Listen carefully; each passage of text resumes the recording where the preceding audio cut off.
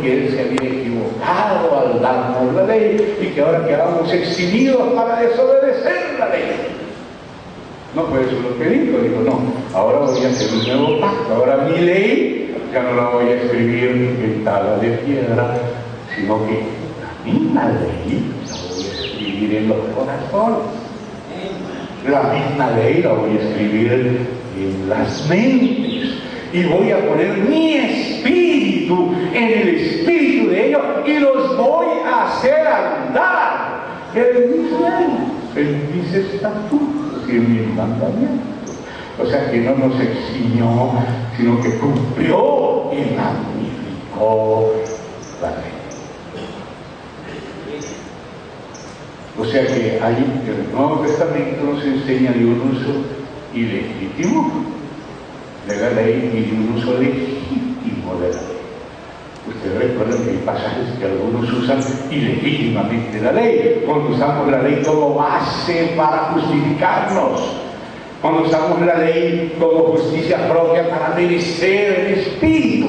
Eso es un uso ilegítimo de la ley, porque no somos justificados por las obras de la ley, ni recibimos el Espíritu por las obras de la ley, recibimos el Espíritu por oír con fe. Somos justificados por la fe. Pero esa justificación tiene un primer aspecto jurídico imputable y un segundo aspecto orgánico infuso.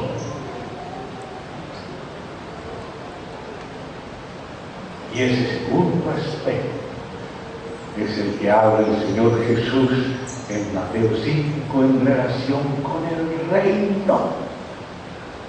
Si vuestra justicia no fuere mayor que la de los escribas y fariseos, no entraréis en el reino. Pero el que tome estos mandamientos hasta los más pequeños de la ley y los haga, como los va a hacer sin la ayuda del nuevo marido, del marido que era definitivo. No podemos, pero el que los haga y los enseñe será llamado grande en el reino de los cielos. Pero el que los quebrante y así enseña a los hombres, no dice que perdió la salvación, pero en el reino será pequeño.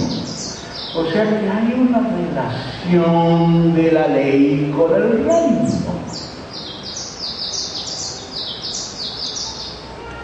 Porque la justicia que es Cristo no es solamente imputada, sino infundida. Y al estar unidos al otro marido, ese otro marido no vino a abrogar la ley, sino a cumplirla. Pero el pretender decir que el Nuevo Testamento significa estar libres para pecar, porque los mandamientos de la ley fueron quitados, eso se llama la herejía del antinomianismo, anti o en contra de la ley, nomía, norma.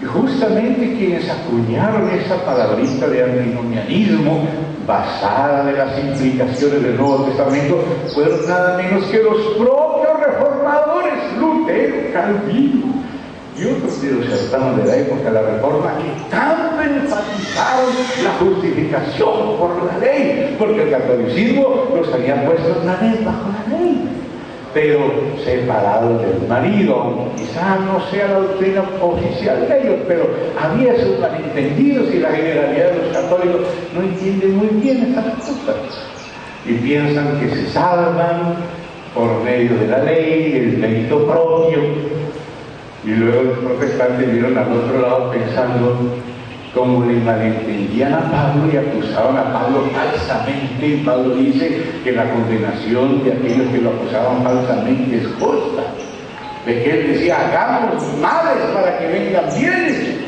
porque algunos interpretan así el cambio de régimen, como si no estar bajo la ley significara libertad de desobedecerla.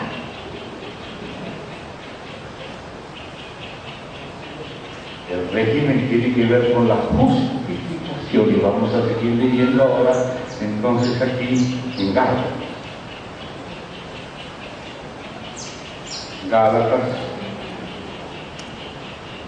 capítulo 3. Gálatas, primeramente el capítulo 3 y luego un pasaje en el 5. Oh Gálatas insensatos, ¿quién nos fascinó para no obedecer a la verdad? A vosotros, ante cuyos ojos Jesucristo fue ya presentado claramente entre vosotros como crucificado. Esto solo quiero saber de vosotros. ¿Recibisteis el Espíritu? O sea, esa quinta de las misericordias de Dios, que nos enfatizó nuestro Juan Rodrigo. ¿Recibisteis el Espíritu por las obras de la ley? ¿Merecisteis el Espíritu porque habíais obedecido la ley? Dios le dio el Espíritu Santo a los que nunca habían desobedecido y siempre obedecieron toda la ley. No hay ningún hombre sino el Señor Jesucristo que ha cumplido la ley. Y ahora, en base a la obediencia de Jesucristo, recibimos las misericordias de Dios, somos perdonados, somos también libertados, nuestro viejo hombre es crucificado, pero el nuevo hombre comienza, somos resucitados con Cristo, sentados con Él en lugares celestiales, somos establecidos, constituidos hijos de Dios, con el don del Espíritu Santo, y todo es un don. La vida eterna es un don, es una dádiva. El Hijo es un don, que es la vida. El Espíritu es un don. ¿Lo recibimos por las obras de la ley? No, sino por el oír con fe. Pero ¿para qué lo recibimos? Esa es la parte que faltaba. En la Reforma Lutero también habló y Calvino de la otra parte, pero la época solo daba como para digerir la primera parte, la justificación por la fe, aunque ellos también hablaron de lo otro. Pero se digirió principalmente la primera parte, justo por la fidelidad, etc.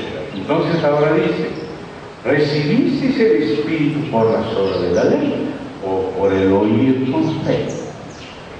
Tan necios sois, habiendo comenzado por el Espíritu. Así que, como dicen Gálatas, no solamente tenemos que comenzar, sino continuar con el Espíritu.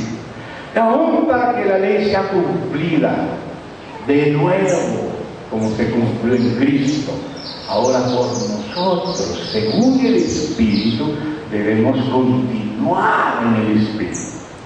Comenzar y continuar. No sea que habiendo comenzado por el Espíritu, ahora vamos a acabar con la carne, tratando de guardar la ley en la base de la justicia propia. Entonces dice, tantas cosas habéis padecido en vano, si es que realmente fue en vano. Aquel pues que os suministra el Espíritu y hace maravillas entre vosotros, ¿lo hace por las obras de la ley o por el oír con fe? Y ahí luego continúa hablando de otras cosas, y sigue hablando de ellas, y de pronto nos topamos con el Espíritu. Con el Espíritu. Si el interés de Dios era justificarnos por la fe solamente, e imputarnos solamente, jurídicamente, la justicia de Cristo, hubiera bastado que Él hubiera muerto en la cruz, no era necesario que resucitara. Pero ¿por qué Él también tenía que resucitar? Primero, porque tenía que dar testimonio que ese sacrificio fue reconocido y fue aceptado.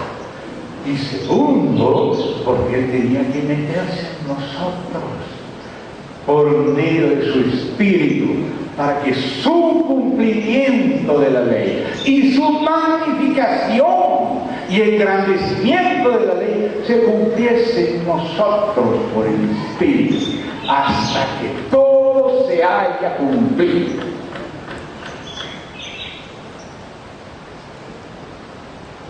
Entonces, pasando al capítulo 5 de Gálatas, ahí nos dicen, he aquí, verso 2, o desde el 1, estad pues firmes, en la libertad con que Cristo nos hizo libres, y no estéis otra vez sujetos al yugo de esclavitud. Eso es lo que Pablo vuelve a hablar más adelante, solamente que dice, solamente que no uséis esta libertad para la carne, sino para serviros por amor los unos a los otros. Y pueden usar la palabra servicio, y usó la palabra régimen, como la de los hombres, y sigue diciendo, he aquí yo, Pablo, digo que si os circuncidáis, es decir, el que se circuncida para que sobre la base de su circuncisión judaica externa, como si esa fuera la base para ser pueblo de Dios e hijo de Dios. Pero incluso antes que viniera Pablo y el Señor Jesús, aunque el Señor Jesús preexistía y fue su espíritu el que habló con los profetas, el espíritu de Cristo por Isaías ya había adelantado que el asunto de la circuncisión era espiritual y no solo natural. Por eso dijo, circuncidad vuestro corazón y no vuestros prepucios. Eso ya lo había adelantado el espíritu de Cristo por Isaías. O sea que no era un invento de Pablo, una apostasía de Pablo, como lo malentendieron en Jerusalén, y lo acusaban de estar apostatando de Moisés, y lo acusaban de ir contra la ley, y de ir contra la circuncisión. No, él está mostrando que la verdadera circuncisión somos nosotros, los que no andamos en la carne, sino en el Espíritu. Esa es la